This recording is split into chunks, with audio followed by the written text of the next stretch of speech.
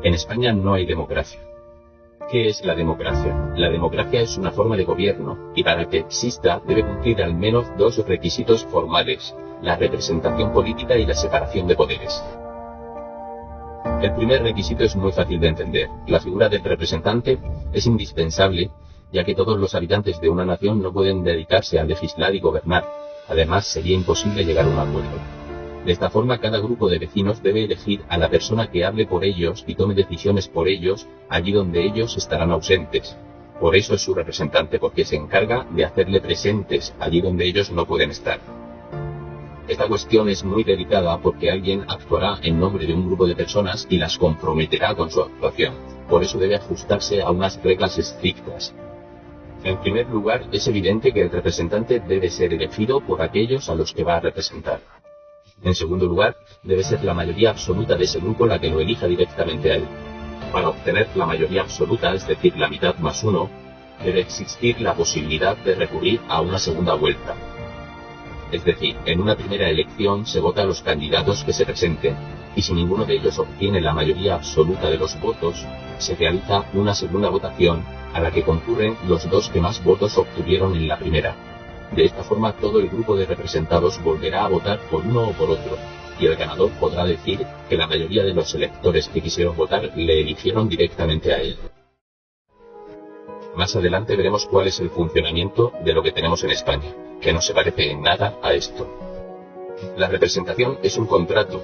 Los representados eligen al representante porque éste previamente les ha convencido, les ha dicho cuál sería su forma de actuar y de qué manera defendería a sus representados en la asamblea. Los electores le dan un mandato que el representante debe cumplir, y los electores saben que lo que su representante haga les compromete. De modo que esta responsabilidad debe estar respaldada por dos controles más. Una, siguiendo el dicho de que quien paga manda, que sean los electores quienes paguen directamente el sueldo de su representante. Y otra, que los electores puedan revocar de su cargo a su representante si éste ha incumplido algo de lo prometido. Antes de comparar la representación con lo que tenemos en España, veamos el segundo requisito indispensable para que exista democracia. También es muy fácil de entender: la separación de poderes. La separación de poderes consiste en separar a quienes hacen las leyes del gobierno, es decir, al legislativo del ejecutivo. Como ves, no estoy hablando de lo que se conoce como poder judicial.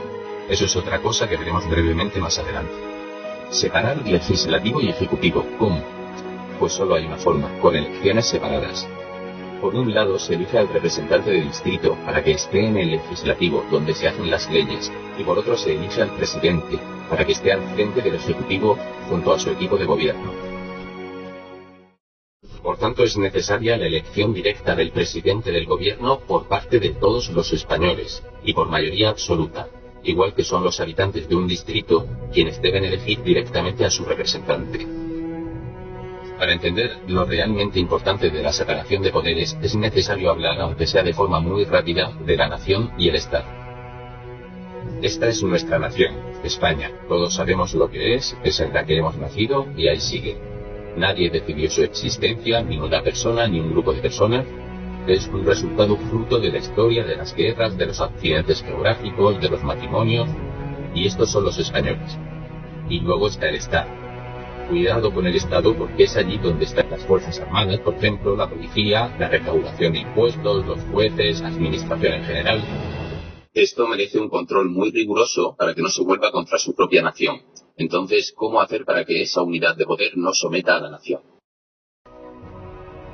La Asamblea Legislativa, donde se reúnen todos los representantes del distrito de España, está fuera del Estado.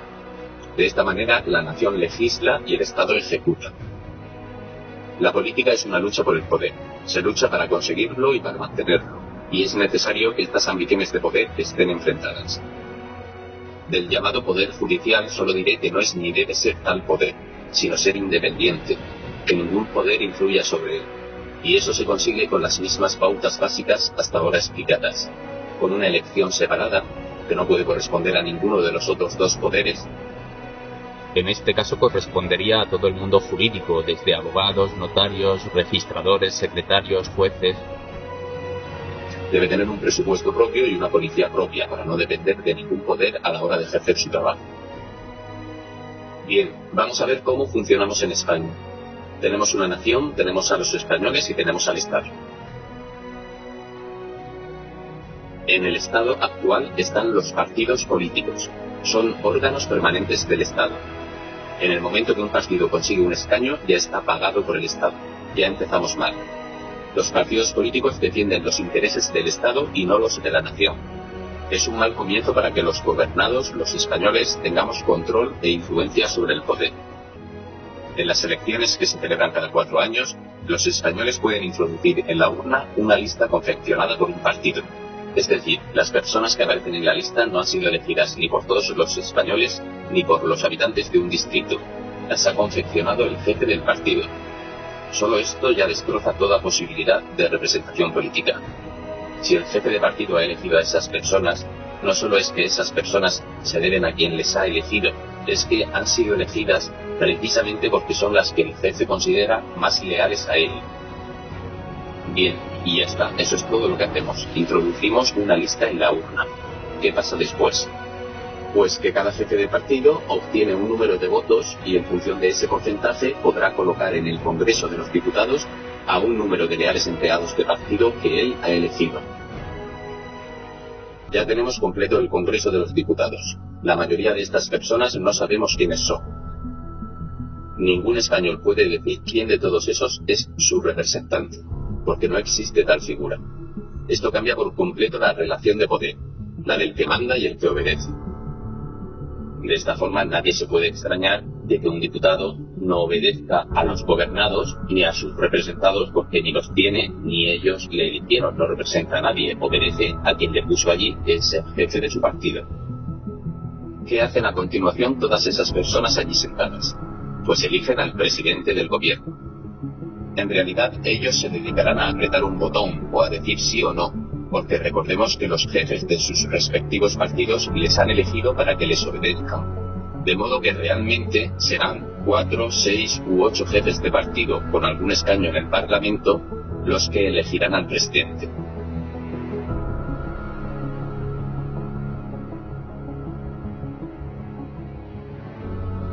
Si uno de ellos ha obtenido la mayoría absoluta de los votos de los españoles, solo tendrá que decirle a sus empleados que le elijan a él y ya está. Será el presidente del gobierno y además el que tenga la mayoría de aprietabotones para aprobar las leyes que él quiera. De modo que será el legislativo el que elija, o más que elegir, el que invista al presidente del gobierno y al ejecutivo.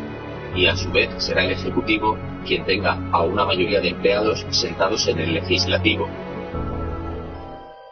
La llegada de nuevos partidos al Estado está haciendo más complicado que existan mayorías absolutas. Lo que ahora es aún más evidente son los pactos entre los jefes de partido.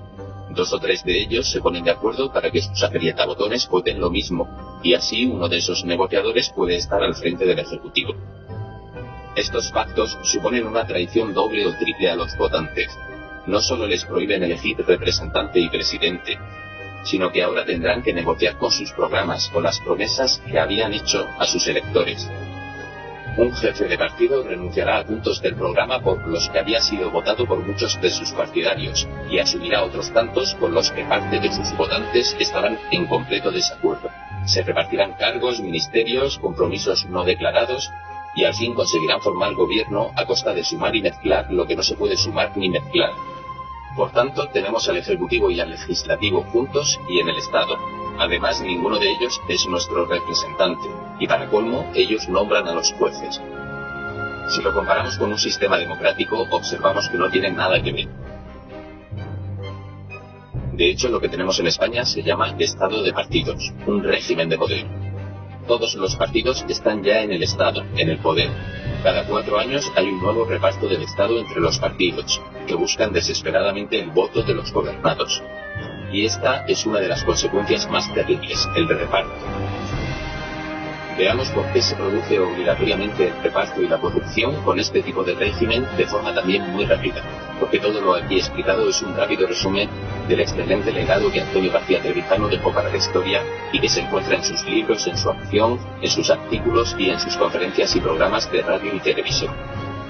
Con una democracia formal, la corrupción sistémica institucional resultaría imposible, y es muy fácil de entender.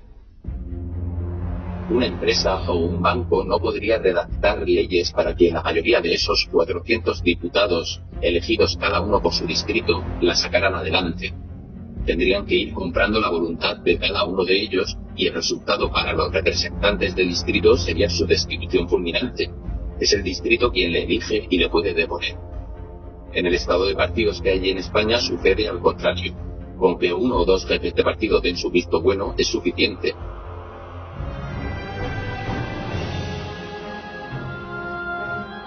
La sociedad política es algo que no existe en España. Debería estar formado por aquellas personas que se elevan, se descansan de la sociedad civil, pero permanecen ligados a ella, fuera del Estado. Se sitúa entre la nación y el Estado. Son lo que comúnmente conocemos como los políticos. Solo una pequeña parte de la sociedad política pasa temporalmente por el Estado, y es el presidente del gobierno elegido por todos los españoles. En el Estado no pueden estar los ganadores y los perdedores de unas elecciones. Y en realidad no lo están, porque todos son ganadores, todos están ya en el poder.